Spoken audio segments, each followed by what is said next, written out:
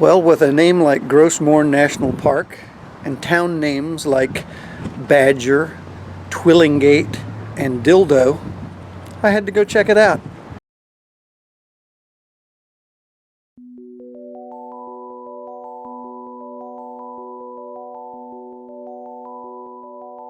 So after visiting a bunch of family and friends, I found that when I looked at the map and the distance I needed to cover from basically Delaware to Nova Scotia, it turned out I had to do several days of sprints, 300 or 400 mile days to get to Sydney in Nova Scotia in time to catch my ferry. And I wanted to give myself some time in Sydney once I got there just to relax before heading over to Newfoundland. Morning. I'm about, I don't know, halfway between Binghamton, New York and Albany, New York. And the landscape is just this beautiful, just rolling hills everywhere you look. It's very beautiful. So in Montpelier, I'm staying at this really nice Econo Lodge behind or beside an abandoned building. But what it does have, there are these cool neon lights. Once I got up towards Vermont and New Hampshire, you start seeing a lot of road signs for warning you about moose. I did see a moose, one moose. It was dead on the side of the road. And then I actually hit an animal, not a moose, but a bird. A bird flew right into me. I'd never seen that happen before, but it whacked me right in the headlight. I was camping in Maine just the day before heading over to Canada. It was a very social campground. It was a really cool campground. A huge bonfire that night. The group made poutine, which if you've never had poutine, or Putin, I don't know how to pronounce it, it's absolutely delicious. French fries, gravy, and cheese. I mean, how could you not like that? But it was, so after leaving Bangor, Maine, heading towards Canada, the road from Bangor to Calais is one lonely stretch of road. I mean, there is nothing there. There's nobody there. It's not even gas stations. I almost ran out of gas. But in that short period of time, after about 6 weeks on the road, I started to feel really lonely, like I was alone. And it's the first time that had happened on my trip. And just so you know, I've got a girl back home that I love madly. Her name's Tracy. And she fully supports my trip in every way. She's going to meet me during the year and a half. She's going to meet me several times. I'm going to see her twice in Seattle. She's going to come down to Ecuador and meet me there. She's going to meet me down in Rio de Janeiro, and then again in Belize when I'm coming back. And I spread it out every couple of months so that we could see each other. But on that lonely stretch of road, I got really deep. It got to a deep point. Morning. I just entered Nova Scotia, the easternmost province connected to land. Today I'll be in Sydney, Nova Scotia. Next 2 days, taking a break. Hey there. Well, we're in it now. Nova Scotia. And it is very windy, and it's misty and foggy. But they tell me inside the weather's supposed to improve, which just goes with my belief that I'm bringing good weather everywhere I go. After a couple of days in Sydney, I boarded the ferry, which is actually in North Sydney, for the ride over to Newfoundland. It's about a 7-hour ride. It's to Port aux Basques, which is the shorter ferry that runs to Newfoundland. It's about $125 for me and my motorcycle. Typical ferry. I mean, you had large, plush, first-class seats to sit in steerage, which was fun.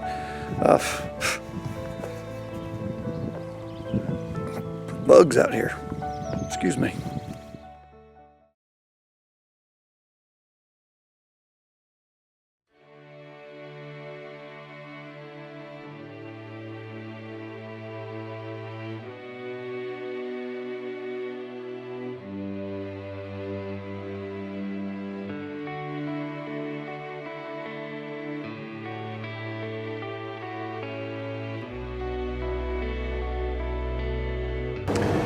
All right, so completely out of the fog, this appears.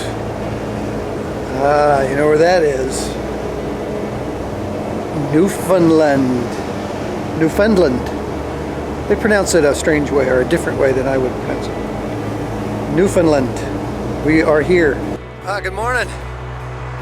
So, on this fine day, I find myself in Corner Brook, Newfoundland. I left Port aux Basques this morning, about 2 hours ago, and I'm heading to Gros Morne National Park to meet up with a new friend I met on the ferry, who's on a R1200 GS, taking the same trip I am. Stefan from Germany, and he convinced me that my days I had planned in Newfoundland were too short. So I chucked my plan, and he has a good plan, so I'm going to ride with him over the next week or 9 days or so. As soon as I hit the road, the riding was amazing. I felt like I stepped onto another planet. It was just sort of stunningly beautiful scenery that I'd never seen before in pictures.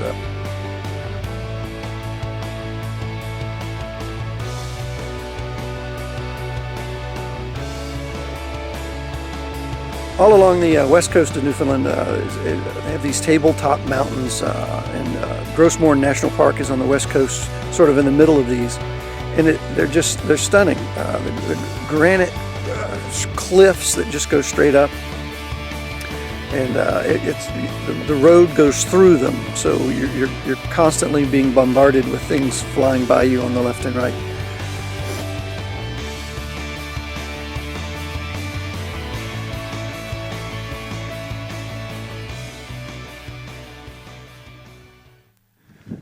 Okay, so I made it to the very northern tip of Newfoundland, L'Anse aux Meadows, which behind me is what is believed to be the site of the very first landing in North America by the Vikings somewhere around 1,000 years ago. And there's a national park here now in Canada to protect it. We're actually about a week early. It doesn't open officially till next week, but they let us in, thank God, because it's very cold, near freezing, and there's heat inside.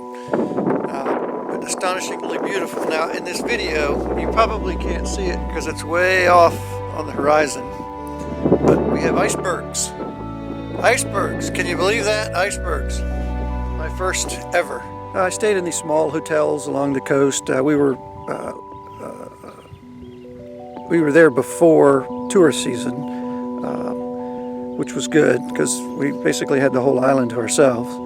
But we made our way up to St. Anthony's, which is at the very northern point of Newfoundland, and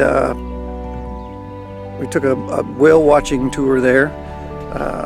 It was damned cold. It's like freezing. There was some snow.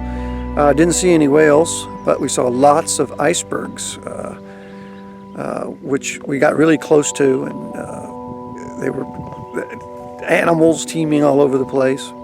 But the icebergs were really cool. Newfoundland is stunning. The scenery is amazing. The people are amazing. The roads are pretty good, although there's a lot of potholes, and we got a lot of warnings about moose, lots of moose, but I've only seen one since I've been on the island in 4 days. But just look around, it's just amazing. So after leaving St. Anthony's, we took a different route south. There's only one main road up there, but you can sort of take a detour off of the main road, and there we hit the jackpot. Within like 15 minutes we saw 5 moose and 3 caribou. The ride back through Gros Morne coming south a couple days later was spectacular because the weather had improved. It was a nice sunny clear day. It was still probably pretty cold. If I remember, it was definitely in the 40s, but just having the sun shining on you and the scenery made it just amazing. So we made our way back over to the east of the island, where St. John's is. St. John's is a fairly large, modern city, but it still has an old world fishing village feeling to it. The downtown is very colorful. There's lots of bars and restaurants. We visited a place called The Rooms, which is this architectural masterpiece, but it's a multi-purpose building. It's a museum, it's an art gallery. It's also, it houses the provincial archives. But that was a really good time. And then right next door is the Basilica of St. John the Baptist, which was also a breathtaking church to walk around in, and just looked really cool from the outside. Hey there! Well, here I am at the far eastern point in North America, Cape Spear. We spent a couple of days riding back to the west coast because the ferry out of Argentia, which is near Sydney, doesn't actually start running until later in June. So we got to see the island going both ways. Once we got back to Port aux Basques, before getting on the ferry, we decided to take a ride out to Rose Blanche Lighthouse. It's about a 45-minute ride east of Port aux Basques.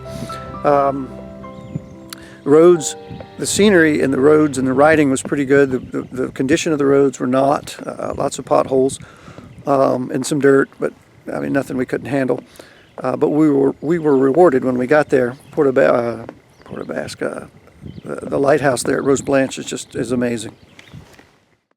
Okay, so that's it for this episode. I'm actually filming this part of it in Western Ontario, heading west. At the Horizons Unlimited meeting here in Bracebridge. So I've got about another 10 days to go or so before I get to Plain, Washington, where I'll be attending the Touratech rally. So thanks for following along. Appreciate all the comments and the feedback I get, and the friends that I'm making along the way. I think that might end up being the best part of the whole trip. Okay, so long for now. We'll see you later.